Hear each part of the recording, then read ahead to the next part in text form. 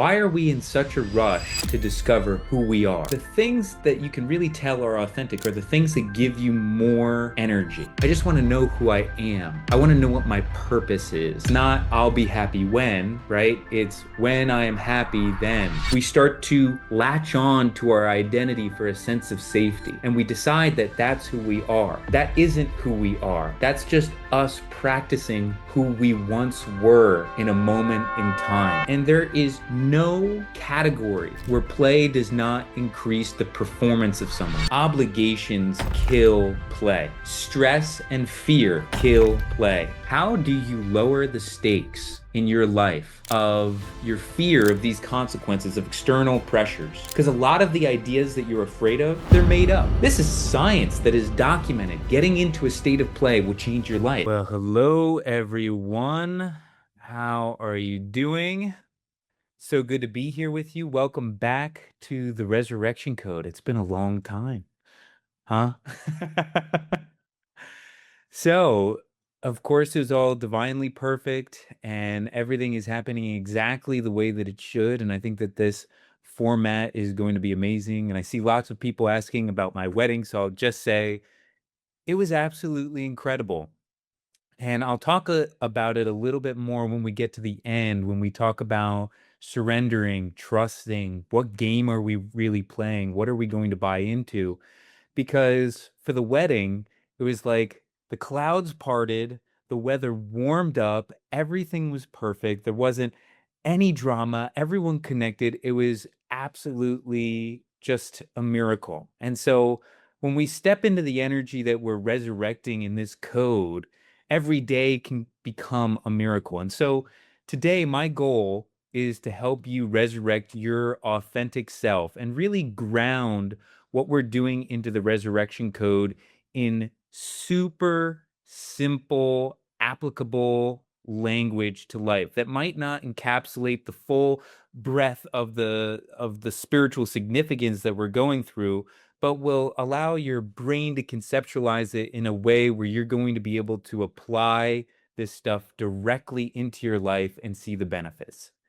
So, before we continue, I'd like to just take a few deep breaths, reminding you that the breath is the remote control to your nervous system. So we're just going to balance out our nervous system for a moment. We're going to do 4 box breaths, which is inhale for 4, hold for 4, exhale for 4, hold for 4. We're going to do 4 of those, and then I'll say something after that. So everybody exhale all your air out.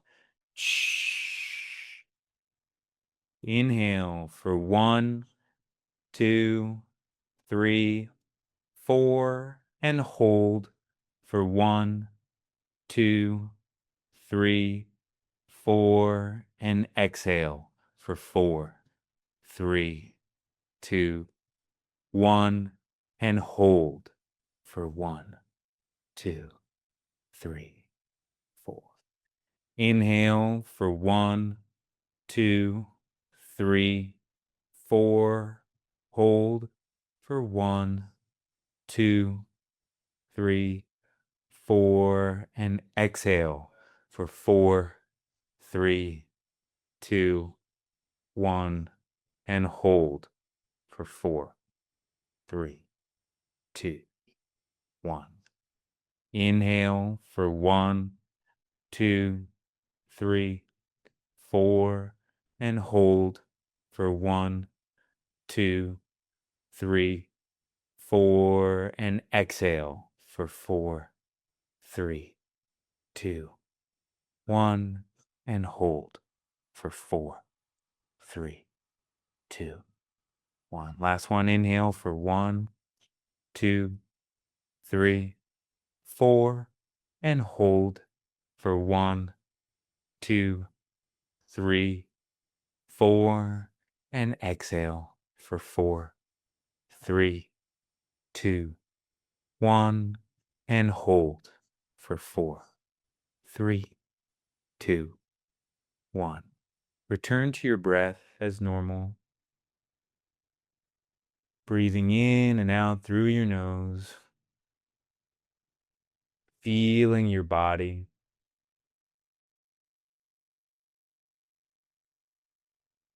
checking in with who you are right now in this moment. Go ahead and just smile and start my internal love engine. Be with your breath, be here, be now.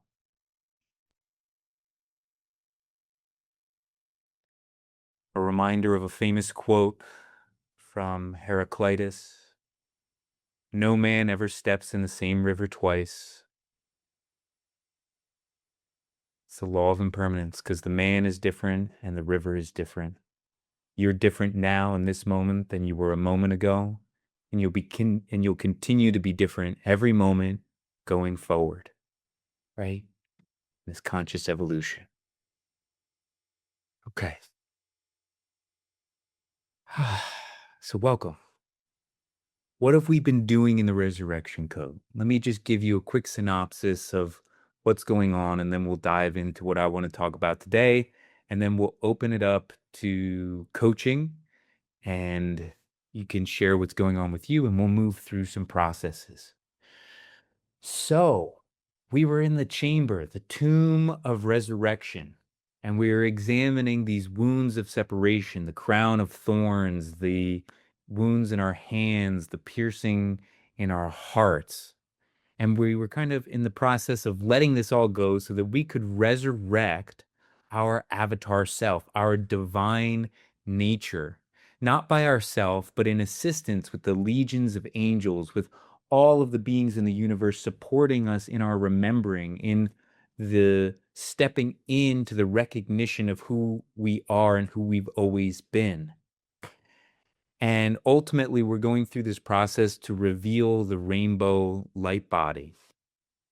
So, what does that all really mean? Well, it means a lot of things. But today, I am going to simplify it in terms of what does it mean for us in a super practical way to step into our authentic self in the way that we interact with the world today.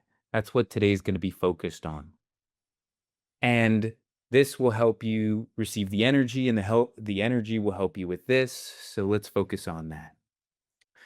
So, like I started with before, we are constantly discovering who we are. We're constantly different. No person steps into the same river twice because the person is different and the river has changed. It's the law of impermanence. Everything is constantly in change and flux. So, a question I want you to take a moment and reflect on is, why are we in such a rush to discover who we are? Maybe you don't have an answer for that, but I think it's an interesting question because I talk to people and people want to know, I just want to know who I am. I want to know what my purpose is. I want to know about myself. And once I discover who I am, then I will be able to do this, or I'll be able to play, or I'll be able to relax, or I'll be able to serve my purpose. But it doesn't work like that. It's not I'll be happy when, right? It's when I am happy then, right? And so it's the same thing with discovering who we are because we're constantly in the process of discovering who we are. But we get caught in density. We get caught in the density of defining our own identity. I think it's really interesting that in a lot of religious teachings and spiritual teachings, you cannot define the divine. It's indescribable. And if you described it, you're only describing an aspect of it. You can't describe the wholeness of what it is because it's constantly changing and moving. It's the law of impermanence. And you are a reflection of the divine. You are constantly evolving and moving. And what happens is when we stop playing, which is going to be a big theme here, we start to latch on to our identity for a sense of safety. And we decide that that's who we are. But that isn't who we are. That's just us practicing who we once were in a moment in time, losing touch with who we actually are today. Because in every moment, we're a little bit different. And so the question is, what are the identities that you are holding on to, the definitions of self that you are holding on to out of obligation, out of fear of judgment, out of external pressure? What definitions of your identity are you holding on to that are no longer bringing you infinite joy, infinite love, infinite power, infinite wisdom, infinite supply, and everything else that comes with stepping into your avatar body? Because that's what is limiting us. Those are the wounds of separation. Those are the illusions keeping us from stepping into our divinity, because the divine is not defined. So why should we be? So that's just a question that I want to put out there. So, how do we know when we are being authentic? How do we know when we're in play? Because at some point we lost track of what is authentic, what isn't authentic, and it's become this whole lost in the sauce equation because we've been trying to perform for these people and we're feeling like I'm part of this and I'm part of that, and I'm trying to perform based off of external pressures, judgments, obligations, definitions to allow myself to feel safe. But the things that you can really tell are authentic are the things that give you more energy, right? Because that's an authentic, wholehearted expression. It's going to energize you.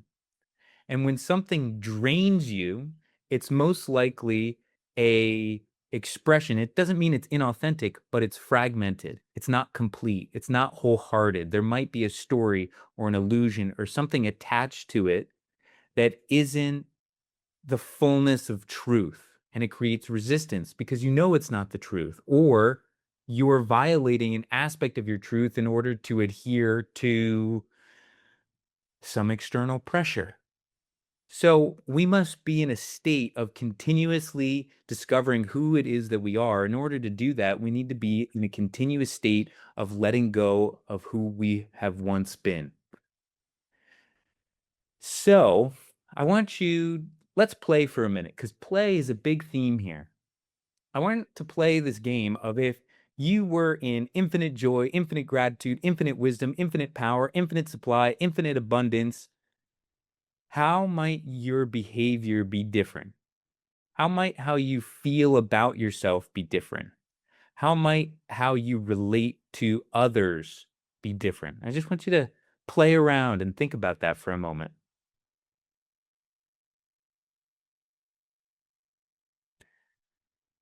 Maybe, like, how would my life be different if all that was there? Hmm. I might not get triggered, you know, by people trying to define me. Because what does it matter? I have infinite power, infinite supply, infinite gratitude, infinite wisdom. I might be more compassionate. That's a good answer. And maybe you don't have an answer, and that's okay too. So I want to talk about play, because play is an amazing thing. It has all these benefits. When we are in a state of play, our creativity enhances, our problem solving skills enhance, where our neuroplasticity increases by 30%, our motivation increases, our mood is boosted, our emotional regulation is greater, we form greater intimacy in our relationships. We're healthier, our cortisol is lower, our inflammation is down.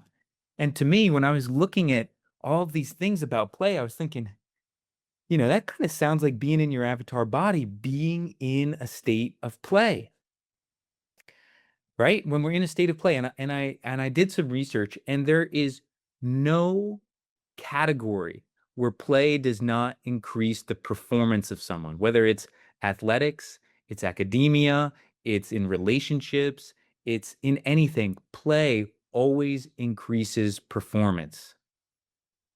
Isn't that really interesting? They have, I might misquote this study, but these are the rough numbers.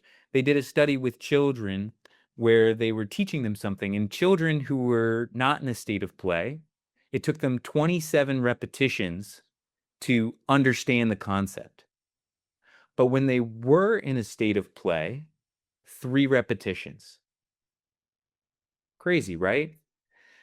So let me say what enhances play, because it's hard to define play. One of the key things to play is it's a choice. You're choosing to play. It's intrinsically motivated. You want to do it. You can engage from it or you can't. Or you can engage or disengage however you want to. You're free and autonomous. You're participating and engaged in the mental rules of the game that you're playing. You're alert. You're actively engaged. There's a challenge. Play's not always fun, but play leads to fun at the end of the day. So we want to be in a state of play where we are autonomous and free. Our mind is flexible and creative. We are challenging ourselves. We are making choices and owning those decisions. We're intrinsically motivated. Like our desire to do it is coming from inside, not from, oh, because someone will pay me or they'll judge me or whatever. We're using our imagination. We're alert and we're actively engaged. And when you think about it, this is also like activating our magic once again, because so many children are so tapped in, right? Because they're in this safe environment where the stakes are low, but the focus is intense and they can hear what is within inside of themselves. They're in a process of discovering who they are in each and every moment because they're safe to be whatever they are. Hopefully, not always. Not everybody had that privilege. So, what are the things that kill play, right? Because these are the things that we might want to see if we can move out of in our life. What kills play, first and foremost, is obligation. Obligations kill play. Stress and fear kill play. Rigid thinking kills play. Judgment, external pressure, fear of failure kills play. Valuing the outcome over the process kills play. It takes us out of the state where we no longer feel safe, where we develop this sense of self-consciousness, this worry about the external world. And so when you look at kids, when do kids stop playing? Like, how do we really know this? Kids on average stop playing between the ages of 10 and 13. Is this because that's just puberty and we stop playing and kids automatically become self-conscious? I would argue no. It's environmental. Because at the ages of 10 to 13, you go to the playground, it says no kids over 12. Well, where am I supposed to play? You don't have a space for it. We start putting expectations on kids. You need to get good grades. You need to perform well in your sports.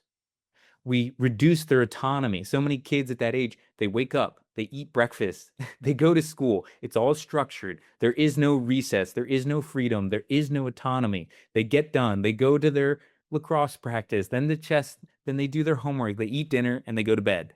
And they have no freedom. And then we wonder why kids are addicted to video games because it's the only place where they have autonomy, where they can make the decisions, where they can actually play a game. And so this isn't about kids.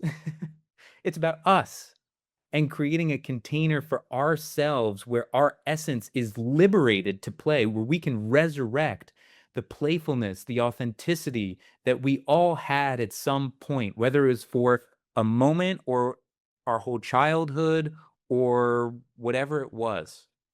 And so we need to figure out, how do we create this container for play? Well, one, we need to examine our relationship with consequences. And so I'm going to tell you a story of last time I did a Vipassana and something that really allowed me to play more in my life and take a lot of this obligation away, these fears away, these self-judgment away, and the fear of judgment and external pressure of others. I I like burned through what I call now, I'm just making it up, the 6 layers of anxiety. Well, I've been talking about this for a while, but this is what came to me in my meditation. It was these 6 layers of anxiety. Now, the first level of anxiety was just simple discomfort. I was sitting there, you have to sit up straight, my back hurts, it's hot, my hips hurt, there's mosquitoes everywhere. There's just general discomfort. Then the next layer of anxiety was social anxiety, which was, oh, now, I'm gonna go take a rest. And now they're gonna think that I'm not doing my chores, and then they're mad at me, and I'm worried about what everybody thinks about me. And I moved through that. And then the next thing was I thought that I was sick. I had this physical anxiety, right? That there was something wrong with me, right? And I was like, I'm gonna have a disease and I'm in the hospital. There are no hospitals around here. I'm gonna be sick. I'm gonna die. And then the next thing was like I call it like procreative desire or relation. It's a deeper, intimate relationship desire of like my desire to procreate was what it was for me. It might be different for you, but it was like, and then I'll never find a wife and I'll never have kids because I'm gonna be sick and this, that, and the other thing, and then I'm gonna die. I think I missed a layer. Oh, there was resources, right? Of like money, food, etc. So it was discomfort, social, money, food, resources, being sick, procreation anxiety, and then death anxiety, like that I wouldn't exist at all. And so all of these things came up. They came one day each. And I had a day to kind of burn through the anxiety by being present and aware of it, holding space for it. And by the end, this anxiety wasn't there. And in the Vipassana where I am, I'm in a, I go to Wat Son Muk, the Garden of Liberation in Thailand. And they do it where you sleep on a cement bed with a wooden pillow. It's kind of outdoors, not very comfortable. There's insects. The toilet is, very basic, like a hole. And you sit all day and it's strict and it's outside and you eat like one meal a day. And I realized after I burned through all those layers of anxiety, oh my God, I don't need anything. I am so happy doing nothing, relating to no one, saying nothing, sitting for 10 hours a day, doing some chores, sleeping on a concrete bed. I am so happy. I don't need anything. And my anxiety started to melt away because I felt safe. Because all the stakes that had been stressing me out, that had been raising my cortisol levels, whoosh, gone. Worst thing that happens is I figure out how to get enough money like a $300 ticket to Thailand. I can stay in the hermitage there for as long as I want without any money or food, and I can be happy, right? Isn't that amazing? Like after you do a Vipassana there, they say you are welcome to come to the hermitage whenever you want and stay as long as you want and do monk things.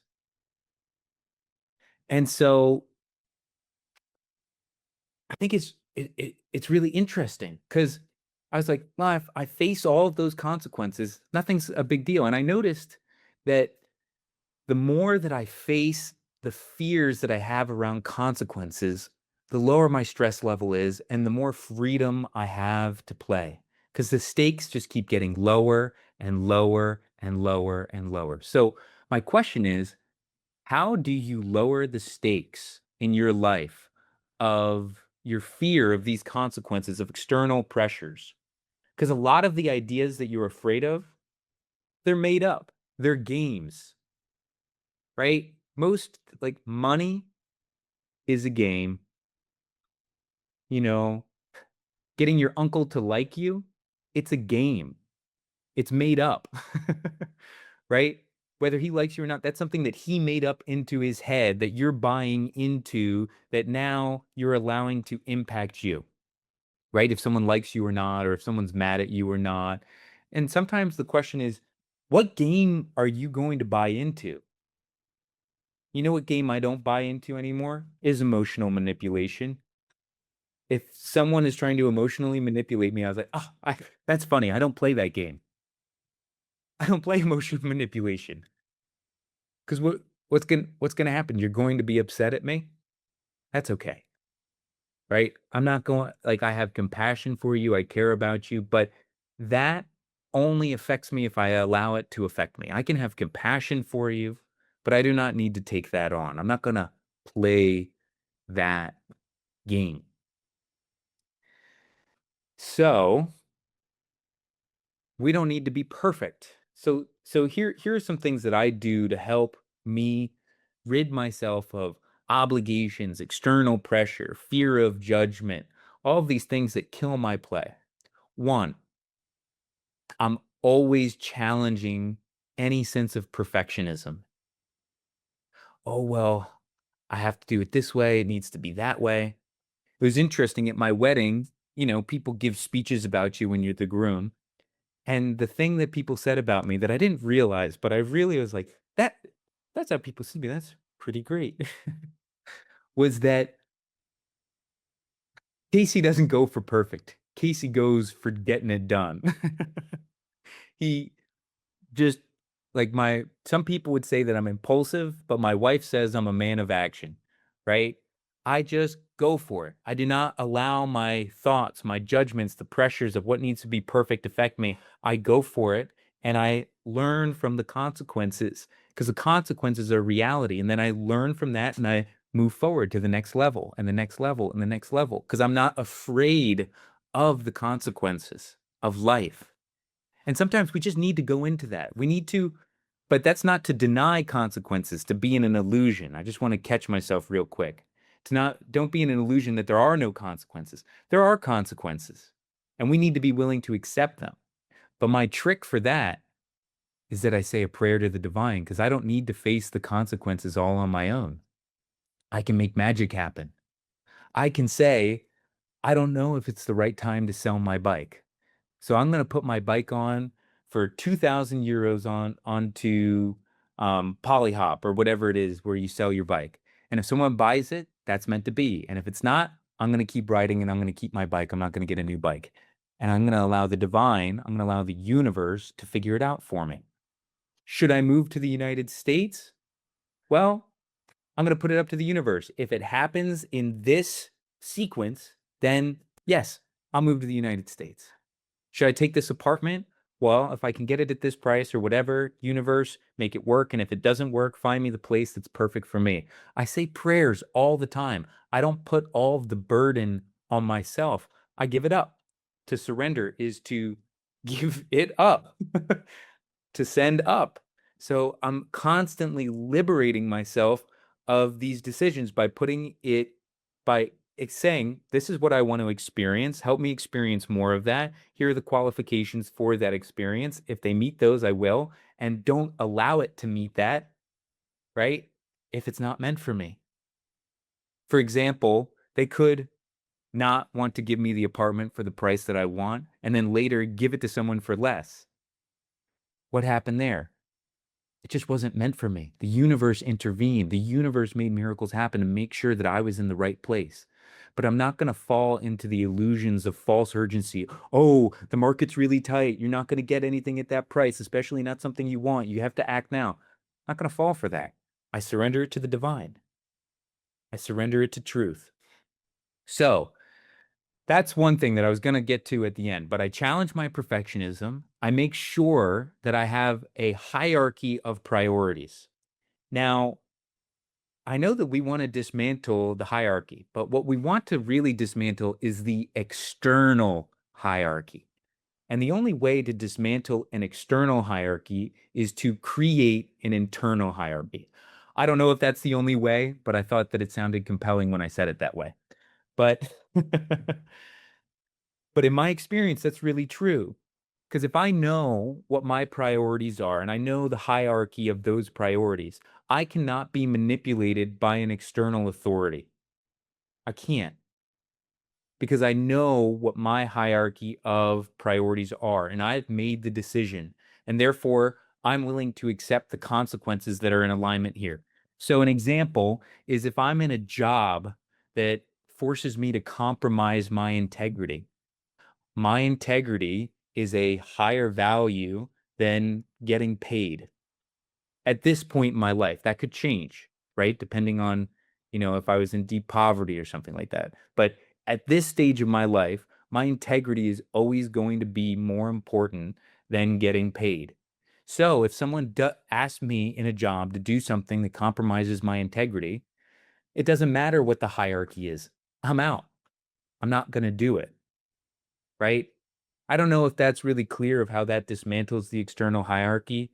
We could go through a couple more examples and maybe we will in the coaching.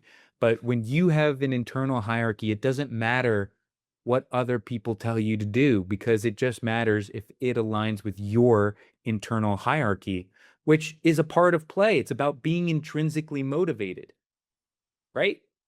Of what you're called to do, what is in alignment with your soul in this moment right now.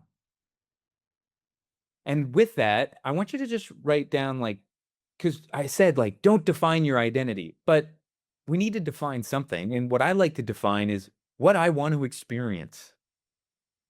And what I want to experience can change, but I can act in a way that is congruent with the principles that will get me to a place where I experience what I want to experience. And then I can always change it.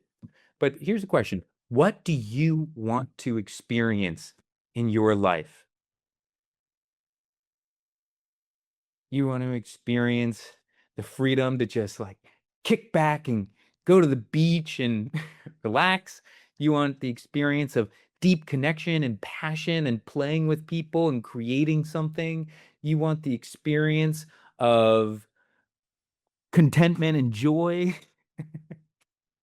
What do you want the experience of? True love.